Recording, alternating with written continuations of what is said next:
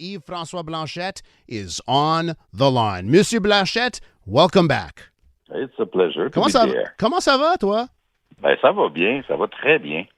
And do you have a good feeling, a good vibe about Monday's by-election in LaSalle, Amard, Verdun? I heard you talking about it, and it seemed like you're in good spirits. What do you think is going to happen on Monday? I am very careful about the issue of this by-election. Naturally, this is not a very good ground for Bloc Quebecois, but in a by-election, anything can happen. The Liberals are in pretty bad shape.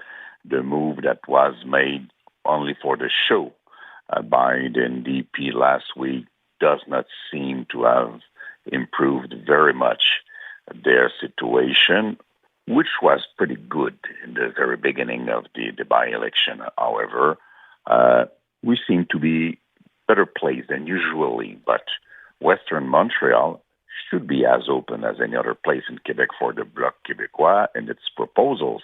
However, it seldom is. So let's wait and see. We used it as a stage to say who we are, what we propose, and how helping elders or being successful in immigration or energetic transition, those issues which are close to what we are as good in LaSalle, Amard, Verdun as they are anywhere else in Quebec. So we use the stage to say that.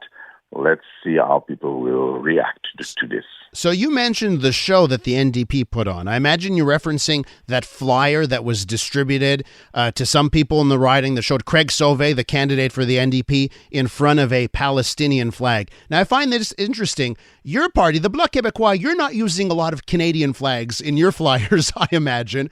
So what was your take on seeing the NDP not using a Canadian flag in a federal election, using the Palestinian flag?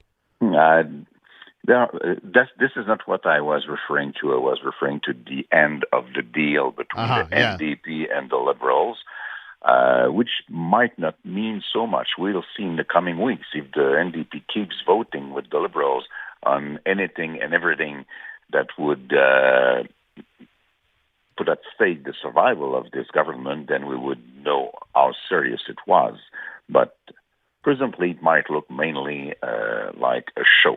Mm-hmm. It does give us more power, though, and the rest of Canada does not seem to enjoy that so much, but we'll see that again. That's still also. About the flag. Yeah.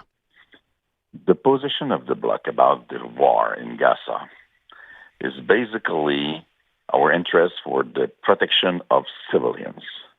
We feel that Hamas is a horrible terrorist group and should be dealt with accordingly.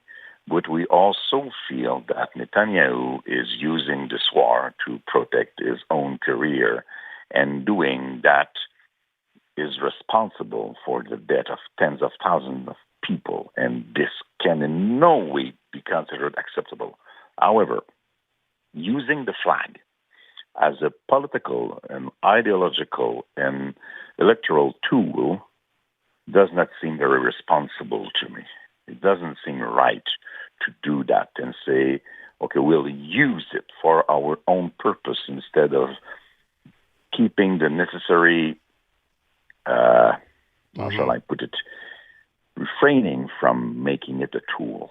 It does not seem right to me.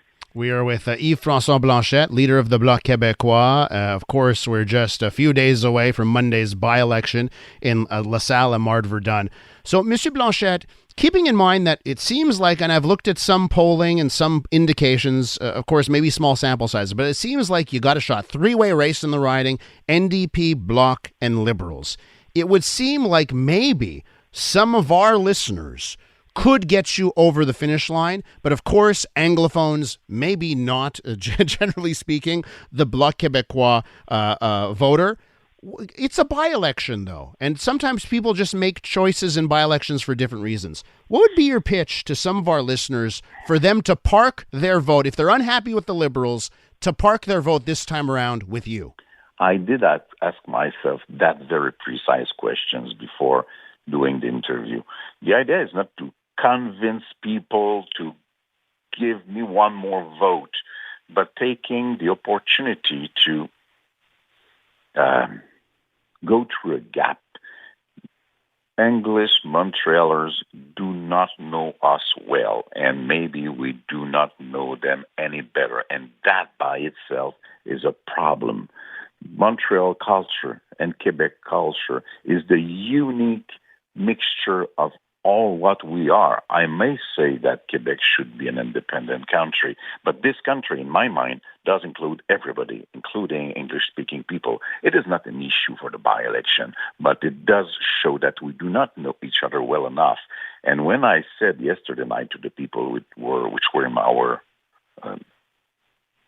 the writing at your meeting? The meeting we had yesterday night is that what we propose for the people between 65 and 75, which are discriminated by the government about the amount of money they receive monthly, is as good for anybody in La Salle-et-Mont-Verdun as it is in Chicoutimi or Drummondville or Longueuil. What we say about the fact that when we receive people in Montreal, in Quebec, they come here because they want a better life. We have to be successful with those people. It's not a matter of number. It's not a matter of filling jobs. It's a matter of being responsible for those people, doing the right thing, receiving them well. I'm not saying that in their house they should speak French and they should not go to the church. I'm never saying that. I'm saying that I would like them to be able to speak the common language, not as well as I probably do, but being able to have a basic conversation in French is a necessary tool in Quebec if you want to go out of some parts of Montreal. I also believe that the state should not be a stage for any kind of religious preferences. It should remain neutral for everybody to have the same rights within the space of the state. And those discussions are as good for people in La Salle-et-Mont-Verdun as they are for anybody else. When we speak about environment, the emergency to get out of oil and gas industry and dependency, because we need to go elsewhere, and that Quebec is one of the best places in the world to achieve such a transition. I'm speaking as well to the people of La Salle-et-Mont-Verdun as to anybody else. So if this by-election could have been an opportunity to know each other better, that's a very good thing. Will that bring some people who used to consider that they were captive of the Liberals or the NDP and did not have the right to vote for anybody else, to think, oh, maybe this time I will give it a try. I will support the Bloc Québécois. We'll see what it does give us. And the kid, he's done such a good job. He's got a heart that big. He was with people every day. Hard to stop. This guy was so good. People might say, I liked the guy, so let's try this. And it's very true. A lot of your advertising has had to deal with the heart, driving through the writing. I've been seeing that. Let's talk about, and I missed the mark before, but let's talk about the show that you referenced, but for real this time, on this, the NDP getting out of that deal with the Liberals, okay? It has now provided this opportunity to perhaps bring down the government, the Liberal government, which is seemingly very unpopular across the country. And you have an opportunity here. Doesn't seem like you're going to be taking that opportunity anytime soon. You'll go based on Quebec's interests here. Tell me about how you view this situation and when, for your party, when it would be the right time to say, okay, let's drop our support. If we get some things which Quebecers want, clearly, not having to pretend that we gained something that we did not really gain to make a show of it and justify support because we are not able to go into elections. It is not our case at all. We are more than ready. The candidates are there, the money is there, the issues and the program is there. We are ready, and I would even say impatient to go into elections, but this is not our job. Our job is to use the situation to get some gains for Quebecers. This is my job. And when the other, the other option comes, it's Mr. Poilievre saying and repeating that we have the responsibility, and he challenges me to support is replacement of Justin Trudeau. Why in hell should I do that? I am not a conservative. I do not support the Conservatives. I do not trust Pierre Poilievre any more than I do support Justin Trudeau. I'm working for Quebecers, all Quebecers, and the Conservatives will not be good for Quebec. So, as long as I make clear gains for Quebecers, things might go on. But as soon as I feel that I do not get anything serious from the Liberals, that's the end of it. We will vote for what is good, and we will vote against what is not good.